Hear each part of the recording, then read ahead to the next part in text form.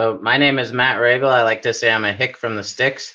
I grew up in the backwoods of Montana with no electricity and no running water, which is kind of a crazy background, right? My dad had a generator though and a Commodore 64, so I was familiar with computers.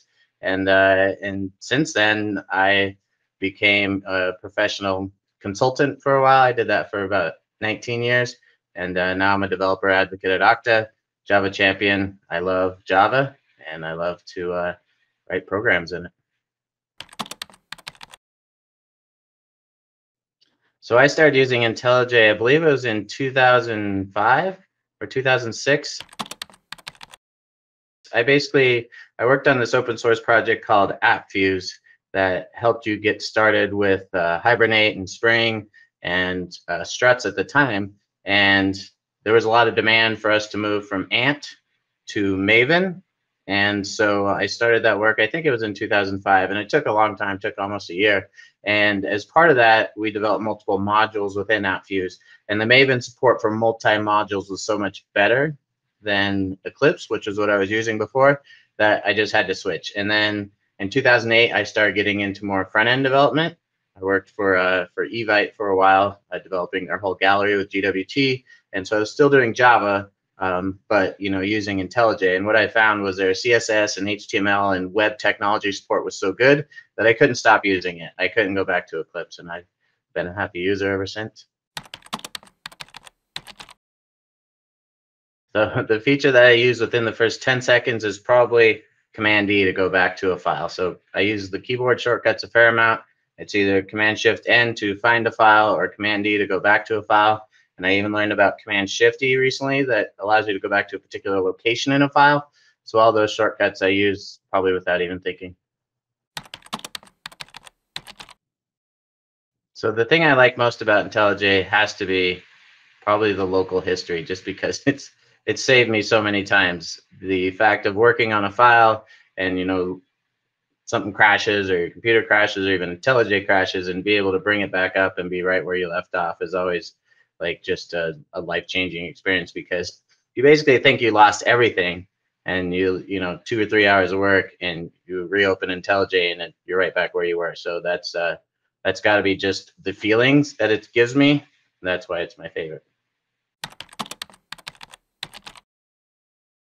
So the feature that I can't live without, I mean, when it comes to working on an open source project and some tests are failing in CI, the debugging support is just fantastic for that. I always find myself, doing most things from the command line with Maven or Gradle, but then once like a tests are failing, I'll bring up IntelliJ and step through the debugger and figure out what's going on there. So as like a productive Java developer, that is probably one of the things that helps me the most. So the feature I don't use every day is probably like the web technology support with HTML and CSS. I also do a lot of Markdown and ASCII doc, so those aren't really Java specific things.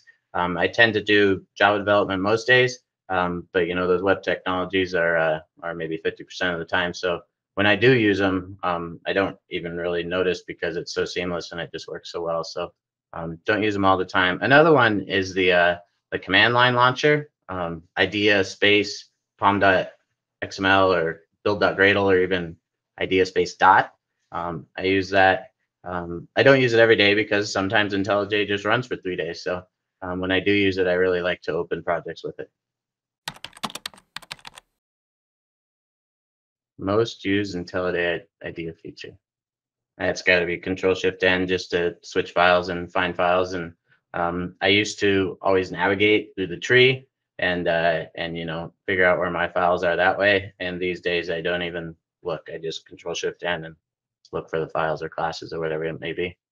So I would say probably the ASCII doctor support. And so this isn't native to IntelliJ. This is a plugin for IntelliJ, but it works so well that when I started writing the JHipster mini book, I set up this whole elaborate thing so I could use Grunt and Browser Sync, that if I ever changed any file, it would regenerate the file and refresh the browser.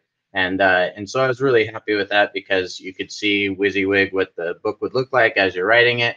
And what I discovered probably a year or two later, after I did that initial development was that ASCII Doctor support was so good in IntelliJ that I could actually just use the preview feature within there, and I never had to launch any external processes. So I could split pane the whole IntelliJ setup and be able to, type on one side and see my changes on the right in rendered ASCII doc form. So that was it was kind of a game changer for me, because it was like, wow, this is so cool. I don't have to do all this work.